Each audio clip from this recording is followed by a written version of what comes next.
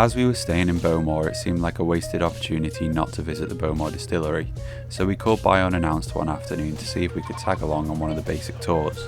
You should always try to book ahead, but fortunately we were lucky and there were spaces for us. Another Beam Suntory-owned distillery, the Bowmore Visitor Centre was great, with a well-stocked gift centre, a little museum section and a tasting room overlooking Loch and Dal.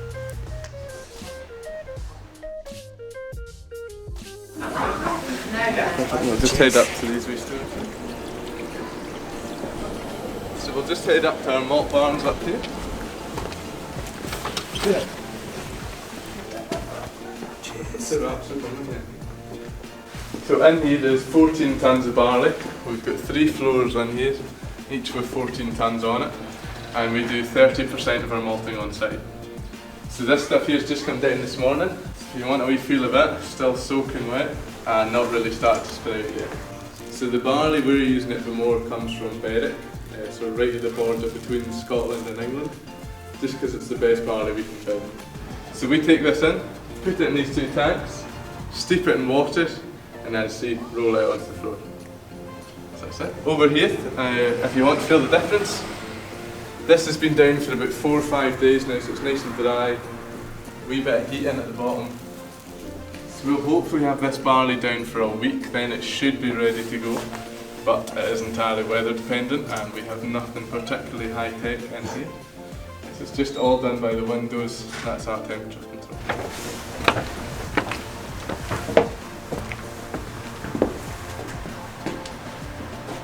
So not a particularly high tech piece of kit, this is what came in when they stopped using these shovels in the late 60s. It's our grubber. If you go down to Lefroy, they'll show you, go home and sometimes show you as well.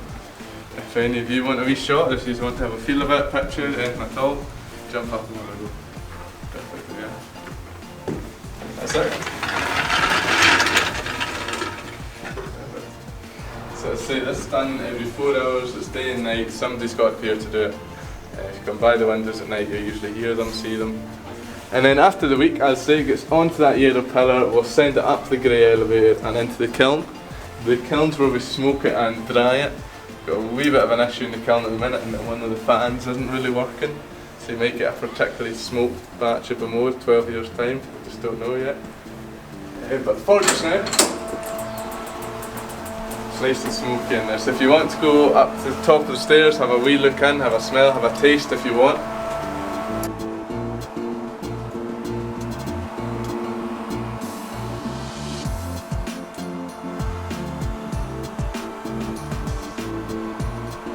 So we smoke them for 18 hours, 2 fires down below.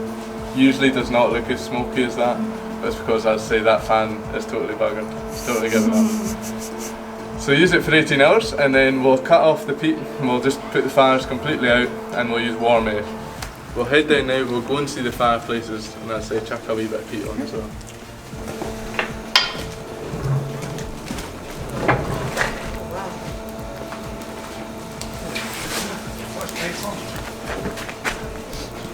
So come right round, as much as you get a bit of smoke there. So 2 peat fires at Bowmore, you're seeing in them here. Not very big at all, so Ali that's turning the floors today, this is his job. So every hour he'll be coming around here just load it up, a wee bit more peat. If you want to pick up the peat, please do. If you want as well, chuck a wee bit in the fires, so we've helped out. So what is that? That's your peat, so it's just thousands of years of decomposted grass and heather. You don't really get a smell of it just now like that, it's only when it's properly burning in here. At Bowmore we use machine cut, so that's all it's all quite shapen, the bits you see in it, and quite dry. Just makes it nice and easy to burn, you get quite a light smoke. Where do you get the peat from now? Either behind the round church or up behind the school, all the way up here. We take machine cut, so that's only really taking the first cut into the ground. If you go down to Lefroy, it's the wet, heavy, hand cut peat. So you'll see the difference there, they're able to go right down and it's properly soaking. It means you get a lot more oil out of it, burns for a wee bit longer and it's a wee bit smoky. So that's it there. We'll just head through. We take all that malt from the kiln, sit it in one of these bins and leave it sit for about 4 days. We do that just to let it all cool down before we use it through the mill. And as I say, for more we do 30% of our malting We buy in the rest from Simpson's Commercial. It's the same place we get our barley from. We use them because we know them, we trust them. So each round of Bowmore that you will have tried is 5.5 tons of Simpson's malt and 2.5 of their own. All heads along the conveyor, under the floor and through to the mill. We have in the last few years started experimenting with 100% Bowmore malt, which you'll see as a special bottling in about 12-15 years time probably. That's if it works, if it doesn't you won't hear about it ever again. That's it. We'll head through then, we'll go to the mill, so that's where the malt will go in. So in the wee bin is our barley, malt and grist either side. If you want a taste, a smell, go for it. The malt's nice and dry, so this is what we'll get from the kiln. So it's nice just to taste that. And that 8 tons of malt, we'll head up that red pipe there. At the top of the mill we've got a shaker to take out any wee stones, magnet to lift out any metal, just in case with that grubby, the pointy ends can fall on. Catch it in there. We run that malt through 2 sets of rollers just to open it up. And the point in that, if we want all the starch out, which all your wee white bits in, starch the sugar, we'll use that to make alcohol later on. So it'll be sugary water next door and then alcohol later on. The yellow husks we'll use to clean out the mash tun and then send it out to feed the cows and sheep. So it's 8 pounds of malt for 8 tons of grist, all heads up this red pipe here, along the one above us and into the mash house next door. We'll head into our mash house next then, it'll be a wee bit warmer, you'll start to get the smell coming through.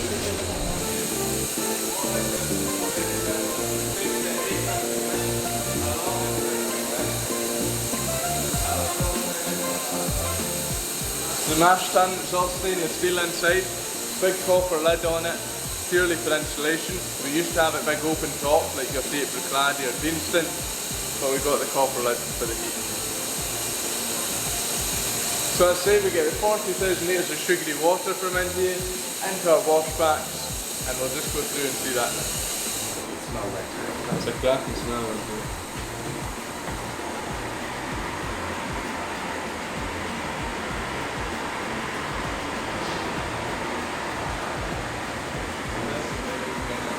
That's your sugary water in there that we got from next door, and 100 kilos of heat. So Bowmore, ideally you'll ferment it for 72 hours, that's where they think it's at its best. I'd say this one's just starting off. Next door should be, hopefully.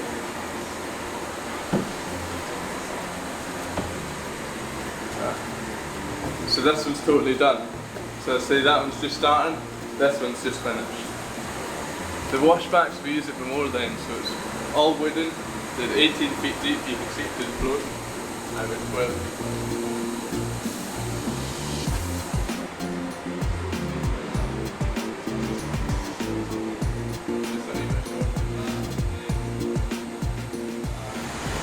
So that's the fan in action there.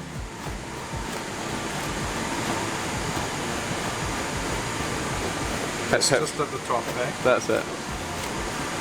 It's hypnotic watching that, you can get lost in.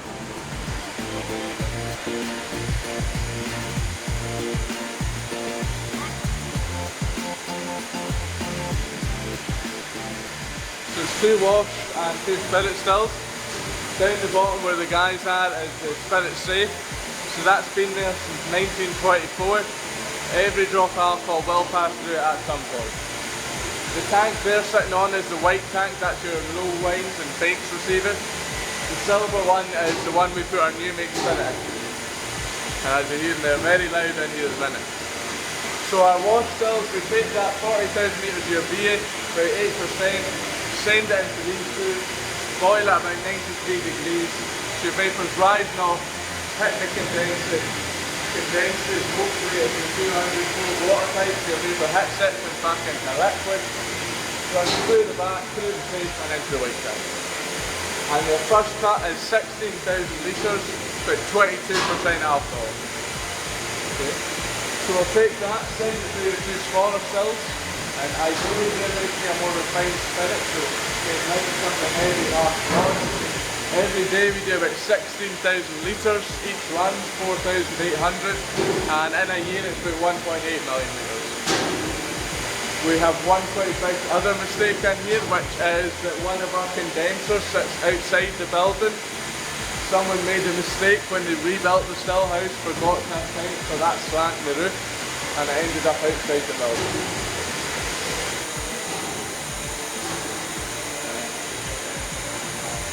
What did you say that was? Condenser. Feel it, about as high as you can reach. Quite warm. And then go down. Oh, But that it's, makes more sense for being outside. And the cold air helps, it means we use less cold water for it. You can see it's getting very, very weather beaten. We're going down here to our vaults. On the way down you can see there's some sherry butts and puncheons waiting to get filled. That's just our new milk. Is that the raw? Yeah. It just smell nice. I'm good, thanks. It's How long peaty have you but been here? sweet and fruity at the same time. 3 years. 68.8% alcohol, that is what the guys used to get 3 grams of a day. Just straight, that was what you got.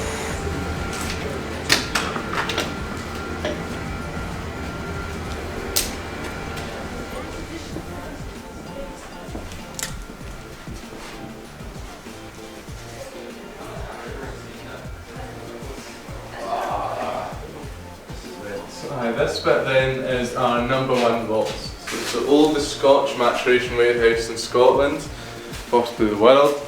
It's where the whole distillery started off in about 1760. It's 4 floors at the minute and just under 3,000 casks. This is the old fashioned way of doing it, proper damage warehouse. In front of us through the window is your bourbon, so they're coming from Jim Beam, Maker's Mark and Clement Springs at the minute. Next, some of the ones we've seen in the hill is your Oloroso sherry. Other side of the bourbon barrels is your red wine, to come from Chateau Lagrange in France. In the back there's some Mizunara, which are rare Japanese oak, very expensive, very rare. Some virgin oak casks, there's a few Fino sherries up next door, some Manzanilla, and that's about us at the minute. Your average in Scotland is about 4% of the volume of the cask you're losing each year. In here it's only 1.3%. It is so cold, so damp, so dark. It's perfect. The old tools in the world were our coopers. He left in 1974, left the tools, hoping someone would pick it up, carry on, but we never ever did. Apart from that, we'll go and see the Bowmore sign, and then we'll head back to the van and we'll get your drafts.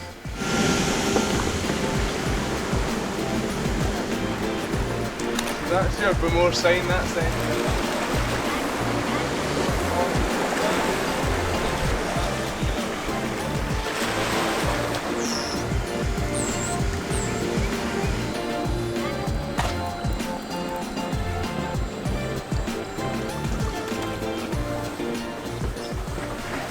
So we'll just head upstairs.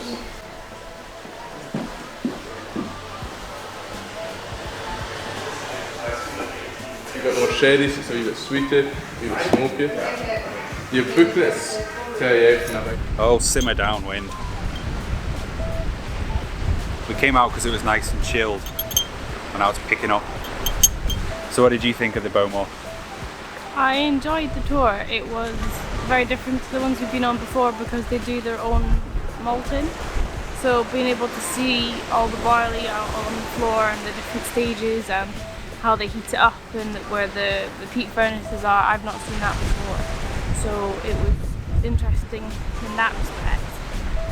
Yeah, it was interesting seeing like a fuller picture of the production, seeing how the barley was treated and actually getting stuck in again. I think Beam Suntory must be trying to offer that as something extra on their tours because it was similar to Lefroy. We got stuck in, we actually threw peat on the fire. So it was fun, it was more hands-on. Our tour guide Keith was really good. He looked really happy as well, he enjoyed his job, which was nice. But he was really involving and answering loads of questions and bubbling, which was nice.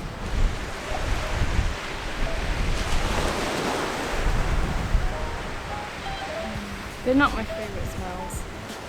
It's interesting, I normally quite like Bowmore, but being here on Islay and having tasted so many amazing peated whiskies over the past few days, these are just kind of disappearing into the background. This is the 15-year-old here, and it's kind of just coming across as a generic sherried whiskey. It's not standing out. I mean, it's not unpleasant. It's because of the ones that I have smelled this week. It's just not. It's just outstanding. Yeah, it's just not special. Yeah. But I'm sure, you know, since one of the key elements to the peat on these is the maritime tone, stood in front of the sea with the yeah, it's just going to mute all of that side of the nose. So what can you expect?